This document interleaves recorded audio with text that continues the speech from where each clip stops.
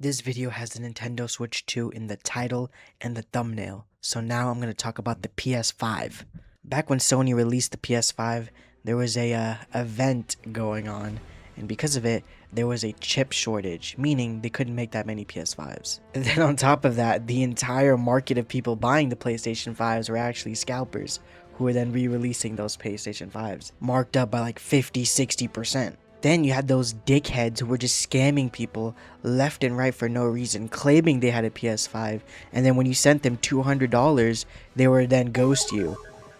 This happened to me. So at a time where COVID was running around, it was hard to get any PlayStations, a lot of people were still stuck on their PS4. So Sony decided to do the right thing back then, which was to release games on both the PS4 and the PS5. You had God of War Ragnarok, Spider-Man Miles Morales, and Horizon Forbidden West all designed for the PlayStation 5 to show off the new graphical power.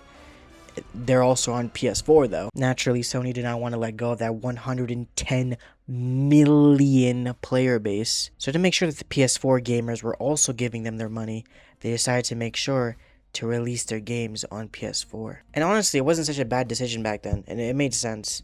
It was impossible to get PlayStations, so if you just wanted to play these new games, you were out of luck. You just could not play them, unless if they were also on PS4, which is what Sony decided to do. It took until 2023 for them to really start finally phasing out those PS4 cross-generational exclusives and to just make them only for the PS5. Well, what's the problem with simultaneous releases? Why not have games come out on the PS4 and the PS5? Well, that's because the games will look worse. When a game is being designed for a system, that game has to actually design itself around that system, which can be pretty easy if it's for one consistent generation of a system, but a lot harder when you have to also pick up the slack for the previous generation. Meaning, even the game that was released for that newer generation system also ends up looking worse. Here's a good example right here with Donkey Kong Bonanza. This was a game released for Switch 2, but it was also being planned for Switch 1. Now look how different the foliage is around the Donkey Kong.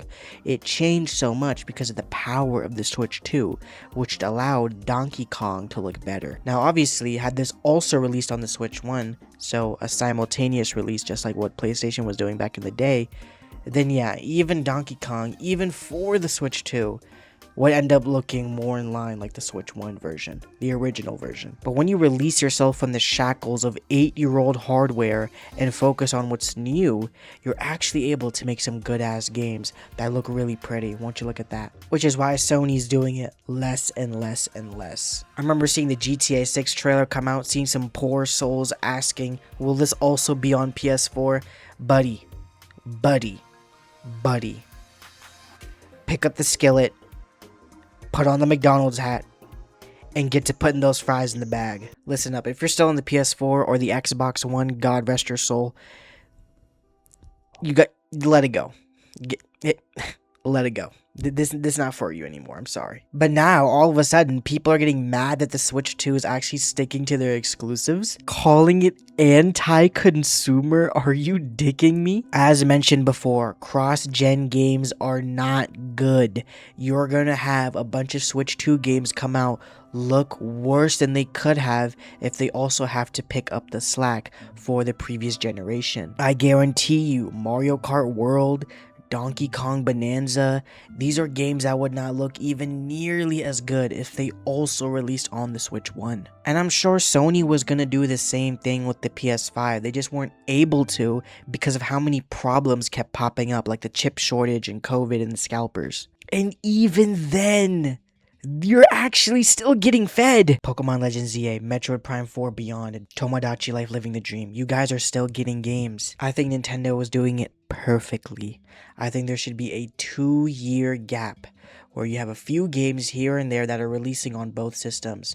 But after that second year's over, no more. We're going full in. If you don't have a Switch 2 at that point, tough luck, buddy. I know for a fact that console ain't cheap.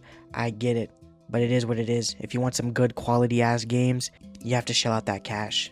I feel like there's a lot of people that are expecting to see the same thing happen with the PS4 and PS5, with the Switch 2 and the Switch 1, which is just not the case.